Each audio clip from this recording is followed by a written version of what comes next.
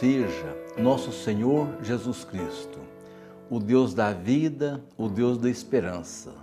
Deus que quer estar com todos nós, fazer parte dos nossos caminhos, alimentar nossas esperanças e nos mostrar os valores do bem.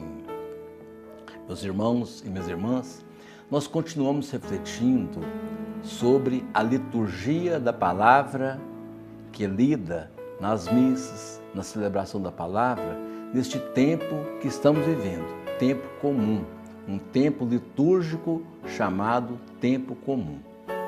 É neste tempo que a liturgia nos mostra a ação de Cristo, os ensinamentos do Cristo, os projetos de Cristo, para que nós possamos conhecê-lo melhor.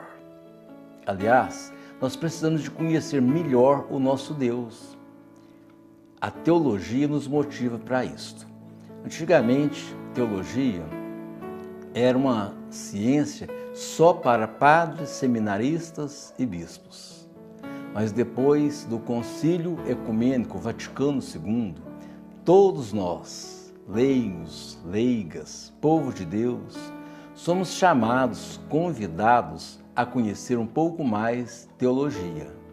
É claro que não é uma teologia acadêmica, né? Ninguém vai fazer um curso superior, ou poucos vão fazer um curso superior de teologia.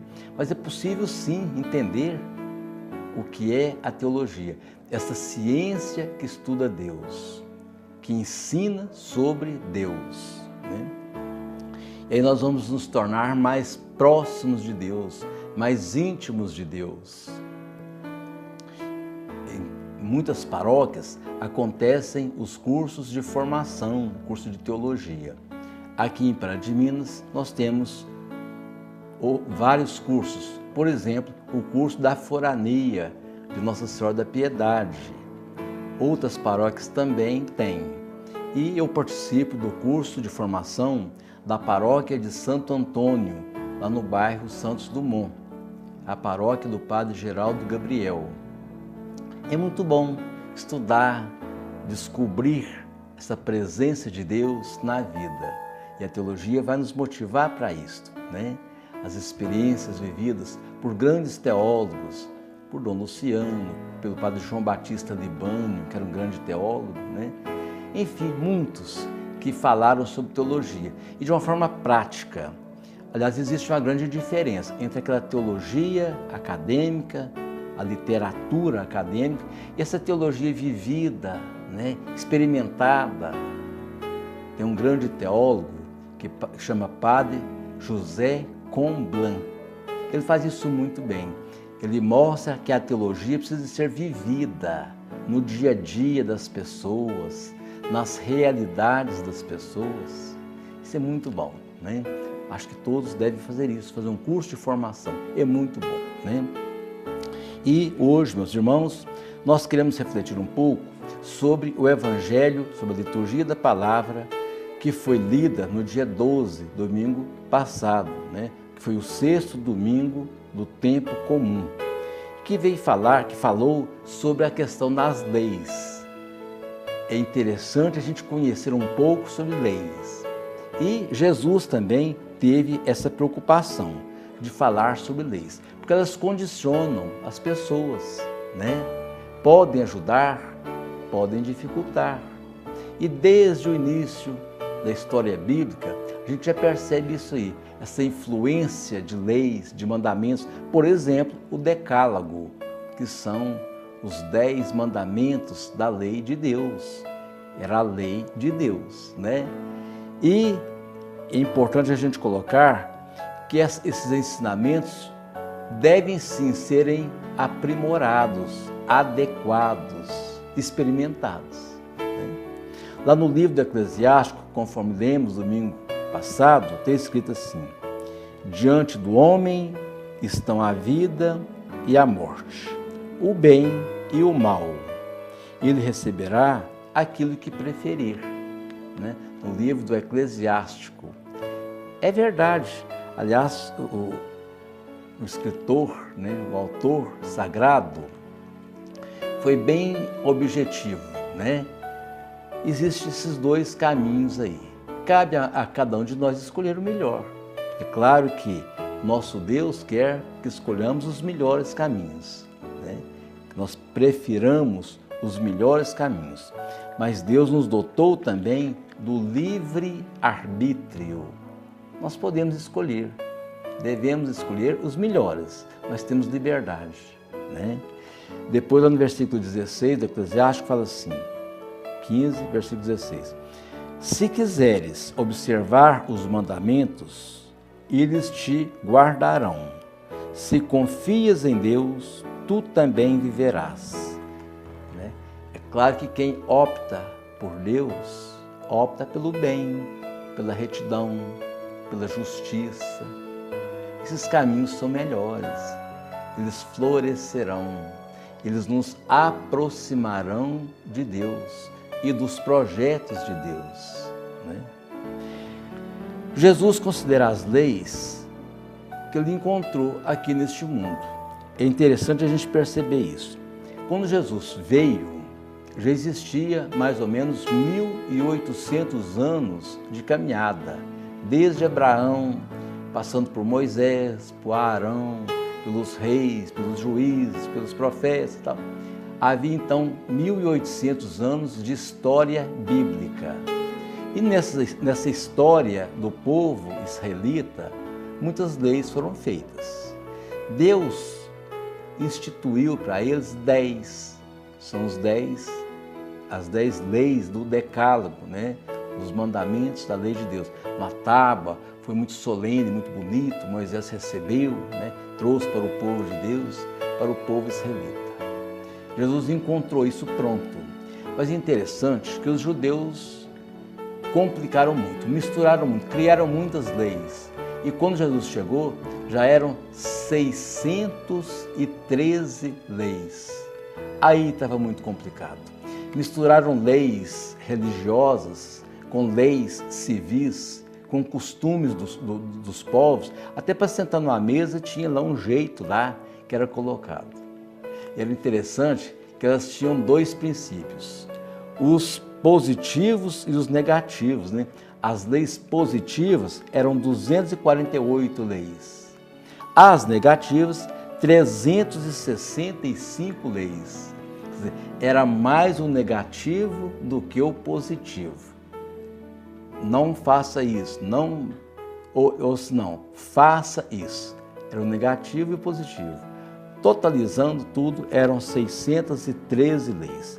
Aí era difícil entender isso aí, né? Quando se cria muitos detalhes na lei, quando muitas emendas nas leis, acontece isso muito. Costuma desvirtuar a lei principal. Nós sabemos disso, né? Isso aí é meio complicado, é perigoso até, né? Desvirtuar a lei principal. No tempo de Jesus, havia então essa mistura e não foi bom. Graças a Deus, com os anos, as coisas foram separando. Hoje existe sim uma certa separação. E aí a gente tem que ter dois cuidados. Primeiro, a gente entender o que Deus quer realmente de nós. Deus não quer superficialidades, não. Deus quer um sentimento mais profundo, mais interior, que nasça do coração, dos pensamentos, das atitudes. Bem contrário àqueles princípios vividos pelos fariseus. Aliás, Jesus contestou muitos fariseus. Por quê?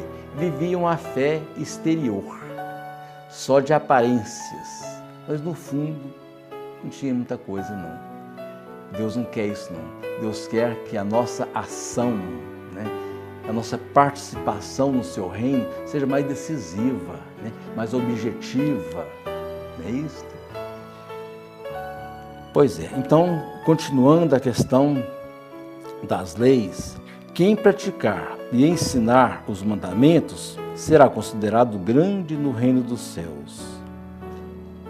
Jesus nos avisa, nos lembra, né, que quem souber entender a lei que ele nos propõe, ou seja, os princípios da construção do reino, esse será grande nos céus. Não é grande no sentido de vaidade, né? de ser o melhor, de ser o bacana lá em cima, não. É ser importante no projeto de Deus, na aplicação, né, do projeto de Deus. E aí fico pensando nas pessoas que sabem fazer isso. Quantas pessoas sabem servir a Deus na construção do seu reino? Até na história eclesial, né? Quantos padres, por exemplo, o Papa Francisco, como que aquele homem tem coragem, tem sabedoria, se coloca na história, denuncia aquilo que não está certo, profeticamente denuncia o que não é bom para a vida, o que não contribui com a vida, né? É claro que ele, como Papa, tem condições para isso, tem poderes para isso, né? É, para a Igreja Católica, a maior autoridade. E eu fico pensando, tomara que a Igreja toda possa entender o nosso Papa, o Papa Francisco, possa assimilar aquilo que nos ensina. É difícil entender o profetismo. Muitas vezes preferimos as nossas posições antigas, né, que já estão enraizadas, e esquecemos ou não participamos daquilo que é novo. O Papa Francisco tem essa propriedade, né, esse jeito, esse dom, mostrar para nós a vida hoje, quais as carências, quais os sofrimentos, quais as esperanças para o tempo de hoje. Jesus fala alguns valores, né? No evangelho que foi lido, ele vai falar assim: não cometerás adultério, não matar. Vai falar também sobre a valorização da justiça. São valores, elementos que nascem da lei antiga, lá de Moisés, mas que sempre serão valores reais. Isso aí foi naquele tempo bom e continua sendo bom eternamente. Nunca a justiça vai perder sentido, né? Nunca matar será uma coisa certa, embora o mundo mate muito. Não só a morte física, mas mata sonhos, mata oportunidades das pessoas. Precisamos de entender, aprofundar mais na questão, a questão da justiça, por exemplo, como que isso é importante entender, aplicar a justiça. Nossas atitudes precisam ser mais coerentes com aquilo que nós professamos. Na igreja, na nossa prática religiosa, nós vemos assim muitos valores sendo falados, pregações, homilias bonitas.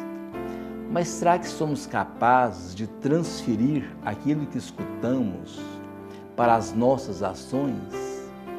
Agimos de acordo com o que nos é ensinado, inclusive pelo próprio Cristo? Nós precisamos de pensar nessa questão, nessa coerência, vamos chamar isso de coerência religiosa. Nós não podemos falar uma coisa e fazer outra, né? A nossa fé não pode nos ensinar uma coisa e praticarmos outra. E a gente coloca muito aí a questão da justiça. É justo, aquilo que é justo agrada a Deus. Aliás, quando nós percebemos, contextualizamos a Bíblia, nós sempre vemos isso, que a justiça é condição. Acho que a maior lei do mundo é a lei da justiça. É aquela lei que valoriza a justiça. Até as leis civis, as leis do mundo. Por exemplo, nós estamos aí com algumas leis que vão serem reformadas, algumas reformas. A reforma da Previdência, reforma trabalhista, enfim, várias reformas. Os bispos do Brasil estão preocupados e já disseram, inclusive, que é preciso ter bem mais cuidado por exemplo, com a questão da reforma da Previdência. Não é justo muitas coisas que estão falando. É claro que ainda são projetos, vão ser ainda analisados, votados. Vamos pedir a Deus para que a lei, para que essas reformas não tragam sofrimentos para o povo de Deus. Eu te espero quarta-feira que vem, se Deus quiser.